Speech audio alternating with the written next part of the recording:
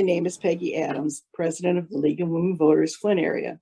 With partners Communities First Incorporated, represented by Lori Ross, and Flint Beat, represented by Scott Atkinson, we share a purpose to engage, empower, and educate Flint voters. We're happy to bring you a virtual community forum today to help you decide which candidate for Flint City Council in your ward will get your vote.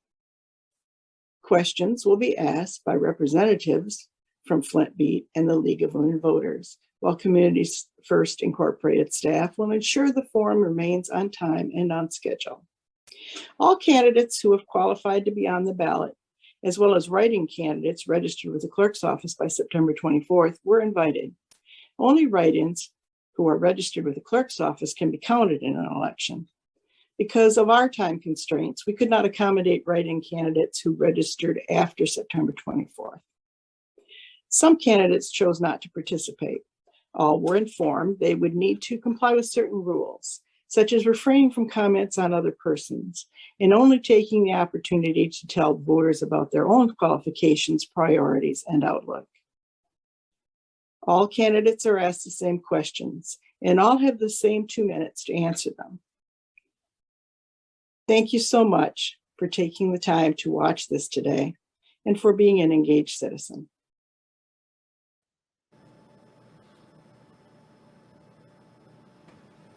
All right, thank you everyone for joining us today. My name is Scott Atkinson from Flint Beat. I am joined by Lori Ross from Communities First Inc. and Peggy Adams from the League of Women Voters. Today we are speaking with Councilman Alan Griggs and 8th Ward candidate Dennis Pfeiffer about the upcoming election. So, Mr. Griggs, we are going to start with you. Could you give us a brief introduction and a summary of what your qualifications and skills are that make you an asset as a council member? I've been a city councilman here in Flint for 4 years. My education is a bachelor's and master's in engineering. I'm an honorably discharged Vietnam veteran, and I have over 25 years of technical and managerial experience in the industry. I'm also a small business owner. I was a business owner in the state I came from when I moved to Michigan almost 20 years ago. And I've been involved since I got here about 20 years ago as a Blue Badge volunteer, also with the Flint Police Department, and involved with the Flint and Genesee Chamber of Commerce. And I'm also a certified tourism ambassador and I've also been a state science fair judge, also a regional science fair judge. Those all started about 18, 17 years ago. And I have been highly involved in a lot of Flint activities and civic duties. I've been involved with the Flint Master Plan of Transportation. I've also been, I'm presently on the KWA Board of Directors. I also have an Adopt a Highway program for 3 miles of Interstate 69. And I'm also on the Board of Directors for the Sloan Museum Auto Fair. And I'm also a blood and platelet donor with the American Red Cross. I volunteer Santa every Christmas, and I've been Santa at the Hurley's neonatal unit. All right, Councilman Griggs, that's all the time we've got for this question. Thank you so much. Okay, thank you. Yep. So, Mr. Pfeiffer, same question. Could you give us a brief introduction and give us a summary of the qualifications and skills you possess that you think would make you a good council member? Sure. My name is Dennis Pfeiffer. I live in the 8th Ward.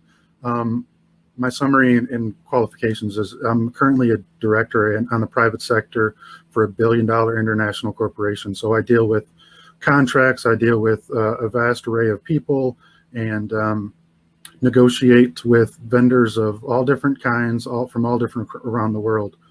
I'm a father of 2. I've been married and a lifelong resident of the city of Flint, all my entire life, all except for 5 years when I relocated to Baton Rouge after Hurricane Katrina to help those folks rebuild down there. My drive and to want to make the city better is beyond words. I see the city as a steep decline, and I believe I have the leadership and the will and the knowledge to upright this ship and get it going. Thank you.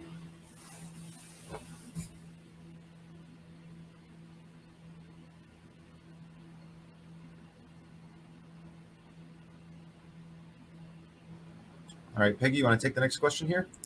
Yes, sorry, I'm having a little unmute problem. Sorry about that. Okay, the next question, and that goes to Mr. Pfeiffer first. What are the 3 most pressing issues facing your community ward? And if elected, how would you address them? So the 3 most pressing issues is number 1, crime. Number 2 would be blight, and number 2, close second, would be the water quality, the water rates. What I would do to fix those is allocate money from the potential $99 million CARES Act to hire more police, to have more funds to keep the existing police that we have, to up their pay, retention bonuses, any kind of allocation we can to get police into the city, whether it's, land allocations and housing grants to get these police to actually move into the city so that we can have more community-based police officers.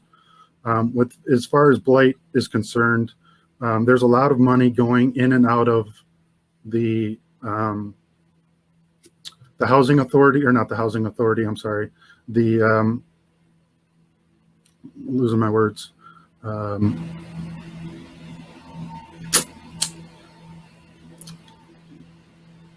Sorry.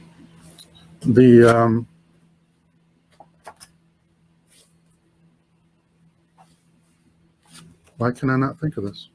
The land bank. Geez, the land bank. There's a lot of money going in and out of the land bank, and those monies need to be allocated correctly in the appropriate wards. Right now, there's a lot of money being spent in other wards, and it's not being allocated correctly. And our ward is having the most residents. It's a potential to have the most blight. And the water is on its way up, but it needs a lot of more oversight to get it on the correct path. Okay, thank you. Mr. Griggs, same question. What do you see as the 3 most pressing issues, and how would you like to address them? Oh, you're muted, sir. There you go. There you go. There you go. Crime would be on the top of my list. Well, crime and black together, really, because the 2 go hand in hand. Presently, I'm working very closely with our neighborhood safety officer and also Sergeant Reed, who's in charge of the NSOs. I've had a good relationship with the Chief of Police, Terrence Green, and also the Deputy Chief of Police, Jeff Hancliffe, and also Captain Sonia Taylor.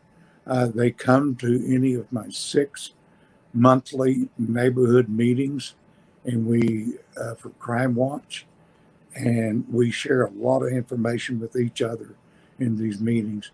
The other thing would be economic development. Economic development for our city is very important. We need to increase our tax base, and that'll give us, more money. And we really need to work on our economic development.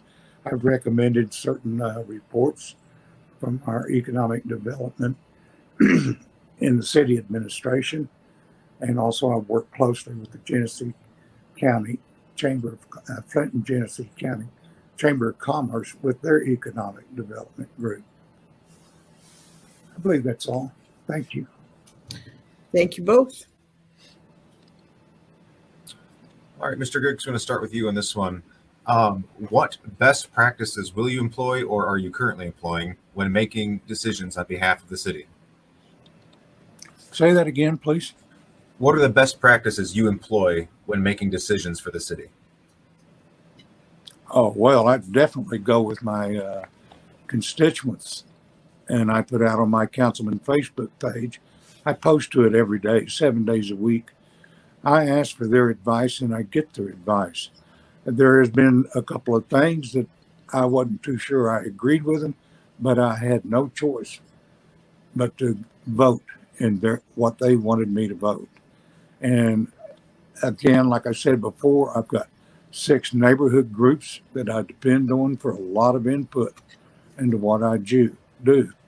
And I've already started 2 new neighborhood groups, so it'll soon, we've already got a 7th one on board and just had our first meeting last Thursday, but the others have been in existence since I've been a city councilman. I depend very greatly on my constituents, and I try not to make any moves without getting input from them.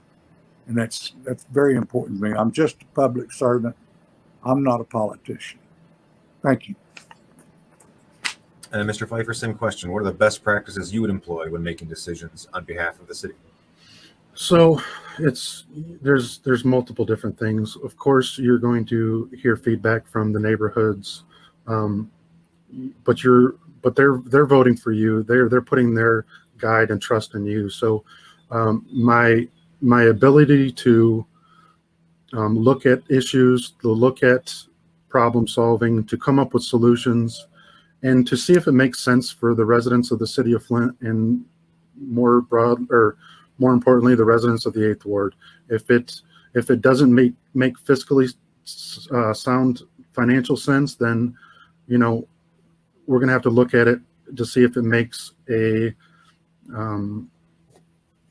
different. You see if it makes sense in a different way. Meaning, is it an equitable decision that needs to be made that's not financially sound?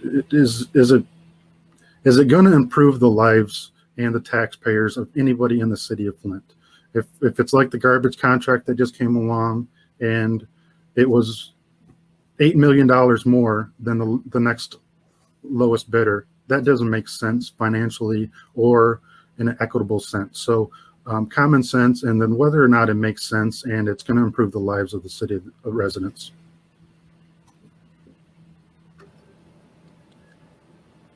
Okay, beginning with you, Mr. Pfeiffer. What efforts would you take as an elected leader to ensure transparency and access in governance? That's something that we don't have now. We don't have any transparency with the current administration and or council. We need to have open dialogue. We need to not hide behind, getting information and have to require subpoenas. That's currently the route that they're going now. You have to have open meetings. First of all, in person. You have to be able to have transparency with all of the administration and all of the department heads. When there's requested information or requested people show up and provide information, those people, if they don't do it, you have to hold them accountable, whether it be, using the 6 votes and eliminating or removing people from appointed positions. If that's what needs to happen, you need to have an open and transparent government, 100%. And you can't hide behind, the courts and try to stop everything possible from the citizens knowing what they need to know and what they deserve to know. They are the ultimate taxpayers, and they're paying for everything, so they need to know everything as far as how their government operates and or spends their money. Okay, thank you. Moving to you, Mr. Griggs. How would you answer that question? What efforts would you make to ensure transparency and access in governance? Well, I attended some city council meetings before I became city councilman, and presently I'm one of the 3 best attendees in all of our city council meetings. And Of course, I'm very transparent in these meetings, but I also communicate all the time, 7 days a week on my councilman Facebook page. My constituents know what's going on in Ward 8 and what's going on in the city.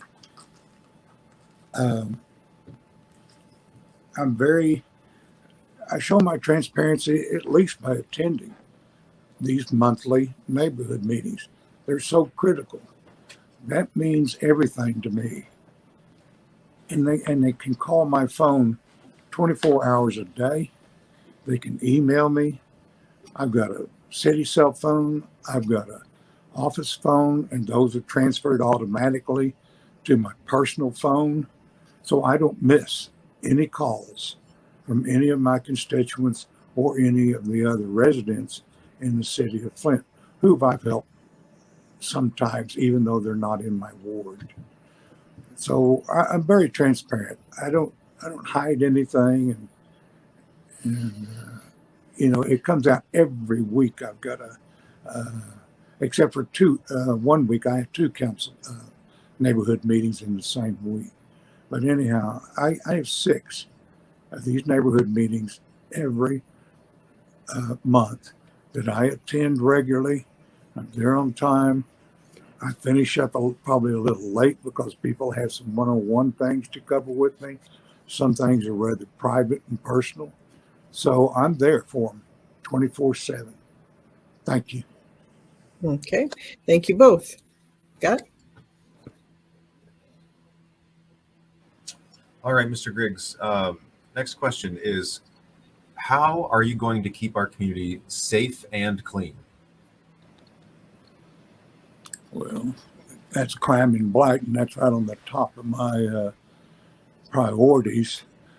I work closely with our police, as I've stated before, with the chief and the deputy chief. And matter of fact, just the other day, I had good communication with our sheriff, Swanson.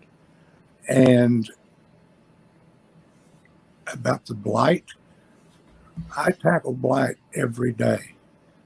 I probably have at least 10 blight problems daily. Sometimes I don't have any on Saturday and Sundays, but I know how to get the blight problems corrected, and corrected soon. I hear back from my constituents. I then go to where I need to go. I can get things done, and I've proven that with our city administration that I rely on to help me fix problems. And then I give feedback to the constituents. That's what I'm well known for. I get problems fixed, and fixed now. Thank you. And Mr. Pfeiffer, same question. How would you keep our community safe and clean? By doing, first of all, to keep the community safe, by doing all things possible to add more police officers. Like I said before, there's the CARES Act funds where it blatantly says that we can use those funds for police allocation. Other cities are using them across the board. I mean, Minneapolis used $4.5 million. Chicago used $300 million of their $1.2 billion for police allocation.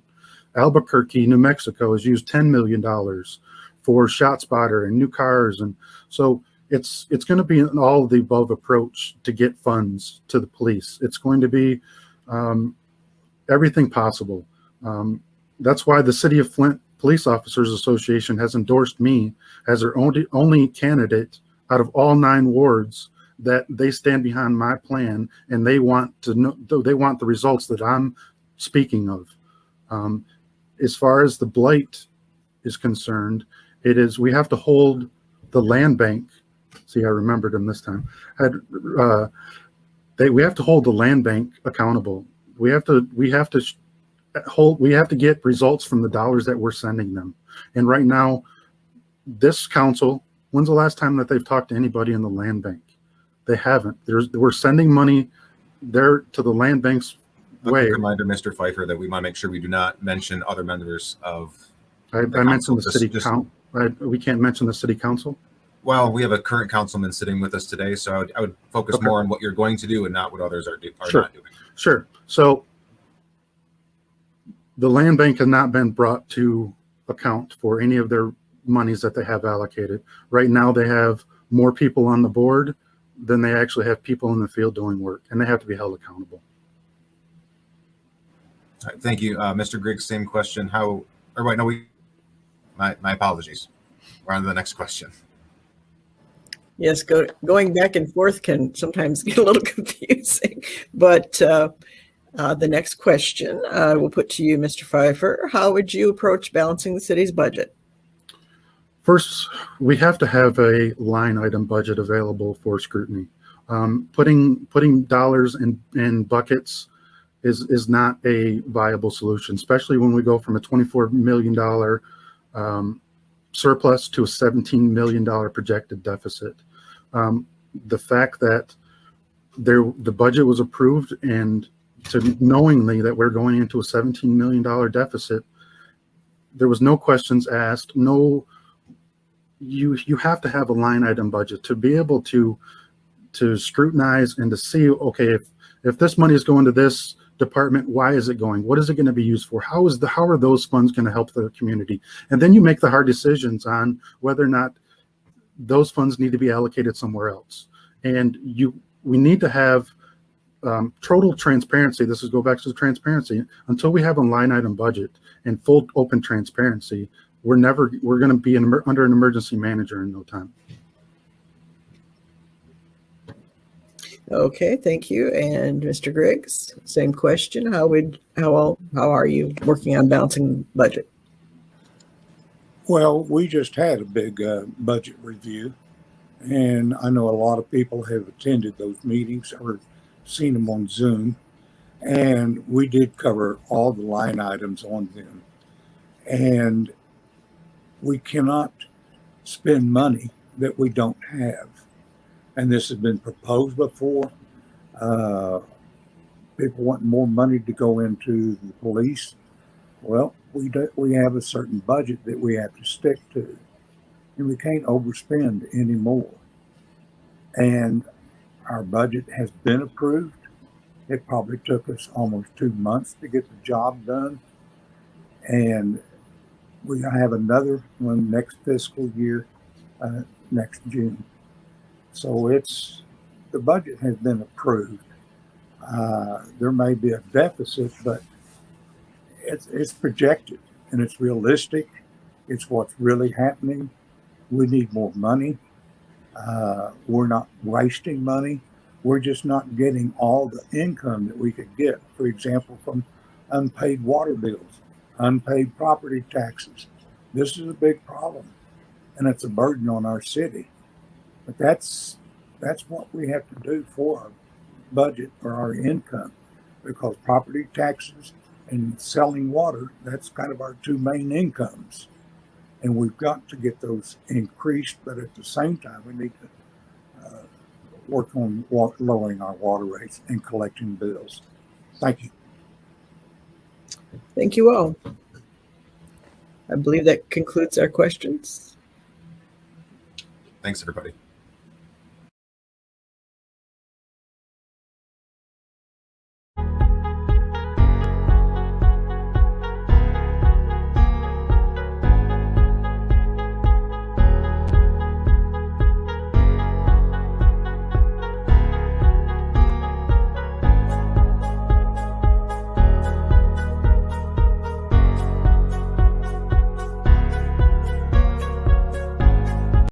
My name is Peggy Adams, President of the League of Women Voters, Flint Area. With partners Communities First Incorporated, represented by Lori Ross, and Flint Beat, represented by Scott Atkinson, we share a purpose to engage, empower, and educate Flint voters. We're happy to bring you a virtual community forum today to help you decide which candidate for Flint City Council in your ward will get your vote. Questions will be asked by representatives from Flint Beat and the League of Women Voters, while Communities First Incorporated staff will ensure the forum remains on time and on schedule. All candidates who have qualified to be on the ballot, as well as write-in candidates registered with the clerk's office by September 24th, were invited. Only write-ins who are registered with the clerk's office can be counted in an election. Because of our time constraints, we could not accommodate write-in candidates who registered after September 24th. Some candidates chose not to participate. All were informed they would need to comply with certain rules, such as refraining from comments on other persons and only taking the opportunity to tell voters about their own qualifications, priorities, and outlook. All candidates are asked the same questions, and all have the same 2 minutes to answer them. Thank you so much for taking the time to watch this today and for being an engaged citizen.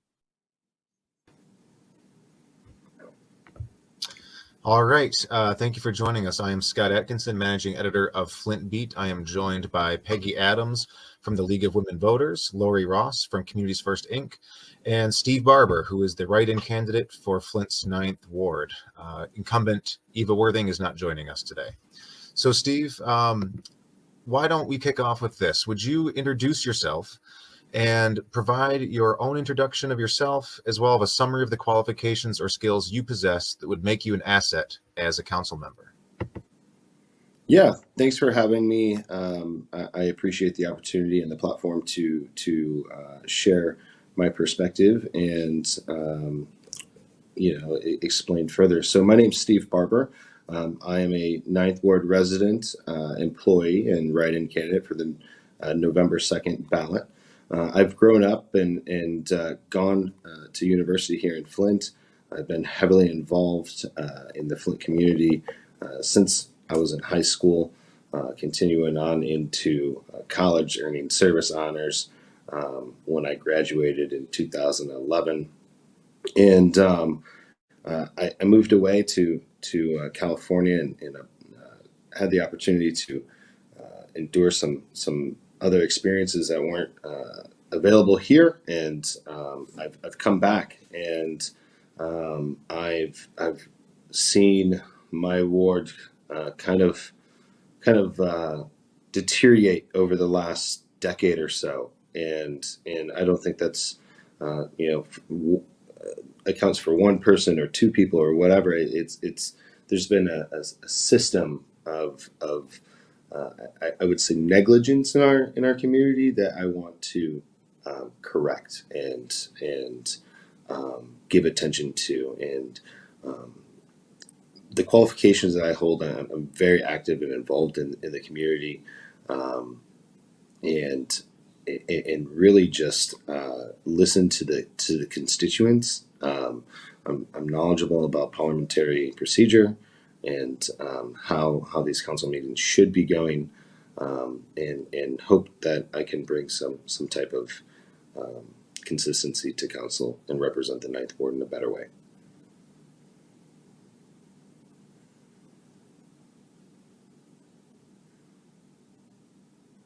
I think you're on mute, Peggy. I always have to remember to unmute. Okay. Mr. Barber, the second question is, what are the 3 most pressing issues facing your community or ward? And if elected, how would you address them? I think the 3 most pressing issues in the 9th Ward would be crime, the water infrastructure, and rates, and then economic development. And notice I didn't say blight. And the reason why I didn't say blight is because I firmly believe blight is crime.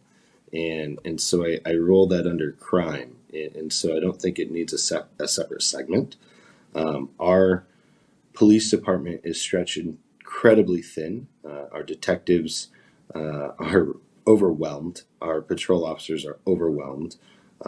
Even though we have positions opening and filling and opening, from what I've heard, it sounds like that, just as many are hiring on as are leaving, and for various reasons. And I appreciate those that are coming, but we need to figure out a way to entice more police to stay here in the community. And I understand that the climate is tough, and any workforce category right now is really suffering. But the police force is definitely has its constraints. And so the biggest thing that I have a concern with, I think, in terms of crime is we have rules and regulations and laws that are just not being enforced. And so I think it's important to beef up that enforcement and make sure that our community is aware of the resources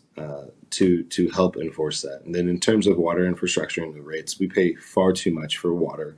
Our infrastructure is still not 100%. And so that is important, especially in a city like Flint. And then economic development. We have a ton of money. South Flint Community Plan is underway. There's a lot of work to be done, and we need to bring some more development. Thanks, Steve. And for the next question, what best practices will you employ when making decisions on behalf of the city? So, as a council person, I not only represent just the Ninth Ward, but the city as a whole. And I am a vote, and at the end of the day, whatever is on the table needs to be discussed. And some of the best practices that I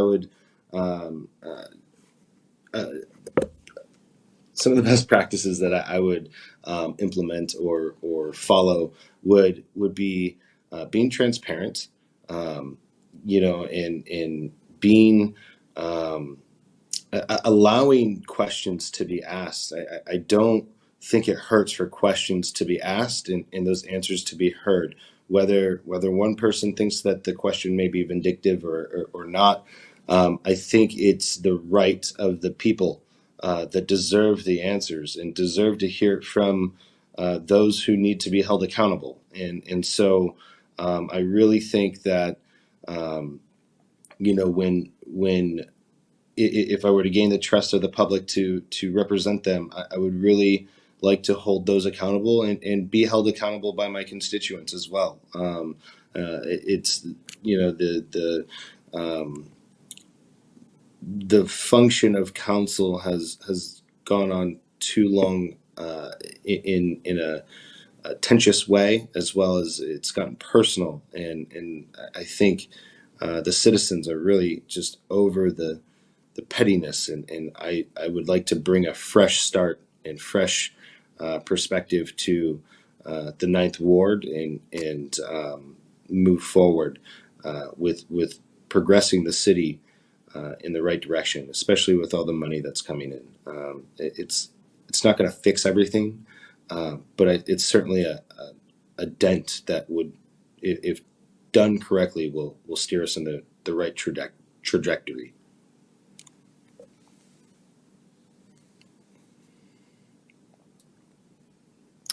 Scott, what efforts, if any, would you take as an elected leader to ensure transparency and access in governance?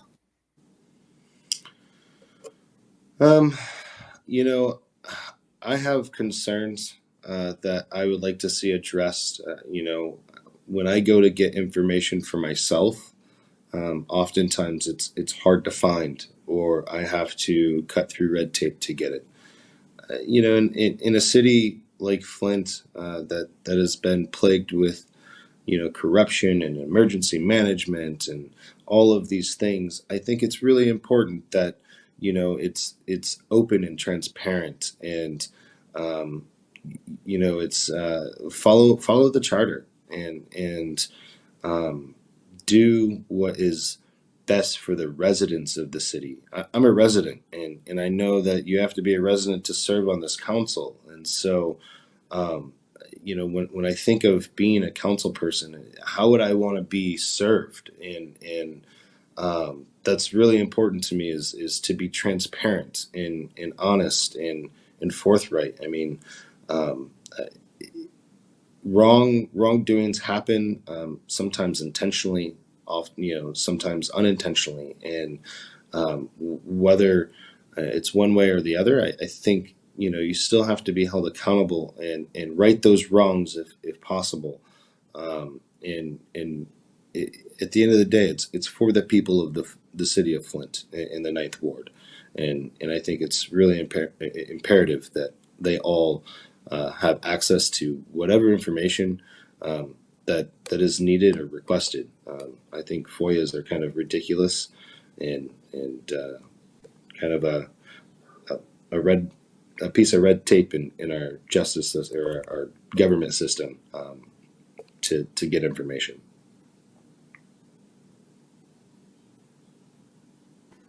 All right, Steve. So how are you going? I mean, you touched on crime and blight and how you said they're the same thing. So what would you do to ensure that our communities are safe and clean? Yeah. So, when I first started going to college at the University of Michigan Flint, downtown was pretty much a ghost town, and so we,